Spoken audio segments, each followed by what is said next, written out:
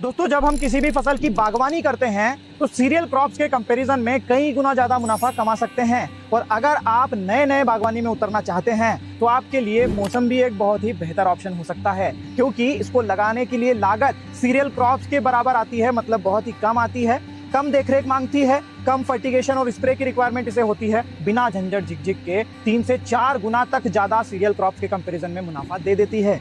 तो आइए जानते हैं कैसे की जाती है मौसम्बी की खेती।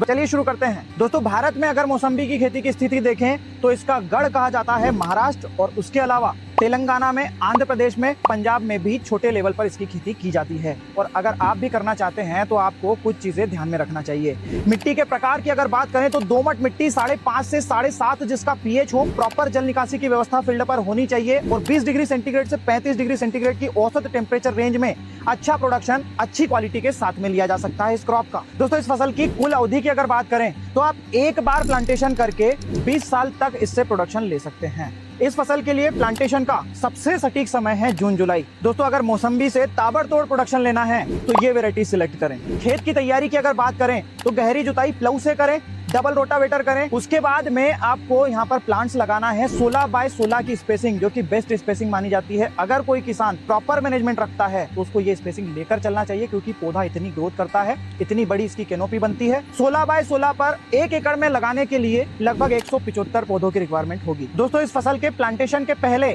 आपको ये बेसल डोज डालना चाहिए, और इसमें फंगीसाइड निश्चित रूप से डाला जाना चाहिए। और इसकी प्रमुख समस्याएं विल्ट और वायरस है। अगर विल्ट आ जाती है तो पौधे चाहे कितनी ही बड़ी अवधि के हों, ये खत्म हो जाते हैं, और वायरस अगर आ जाता है तो पौधे आउटपुट नहीं दे पाते हैं। दोस्तों, स्प्रे मैनेजमेंट की अगर बात करें तो इस फसल में ऐसे कोई स्पेसिफिक स्प्रेज की रिक्वायरमेंट नहीं होती है, लेकिन फ्लावरिंग के बाद आखिरी हार्वेस्टिंग तक आपको लगभग 2 से 3 स्प्रेज इसमें लेना चाहिए, जिसमें बेसिक फंगीसाइड होना जरूरी है, साथ में एंटीबायोटिक भी आप ले सकते हैं, और कोई कीटनाशक का भी इसमें उपयोग कर सकते हैं। दोस्तों, इस फसल में 10 से 15 दिन के अंतराल पर भी आप सिंचाई देंगे तो भी इसके लिए काफी है, बहुत ज्यादा पानी की रिक्वायरमेंट इसको नहीं होती है। और डबल ड्रिप की बजाय सिंगल ड्रिप इस प्रकार से भी आप लगा सकते हैं। ऑनलाइन ड्रिप लगाएं और उसमें 2 से 2.5 फीट की नली कनेक्ट करें।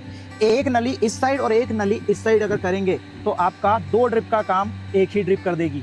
दोस्तों, प्लांटेशन से 5वें साल ये फसल आउटपुट देती है, लेकिन तब तक स्पेसिंग चूंकि बहुत ज्यादा है पौधों के बीच में, तो आप आसानी से इंटरक्रॉपिंग कर सकते हैं। दोस्तों, इस फसल का औसत आउटपुट अगर 1 एकड़ से 150 क्विंटल भी लेकर चलते हैं तो भी 20 रुपए केजी के औसत मार्केट रेट से 3 लाख रुपए की आमदनी ये क्रॉप देती है।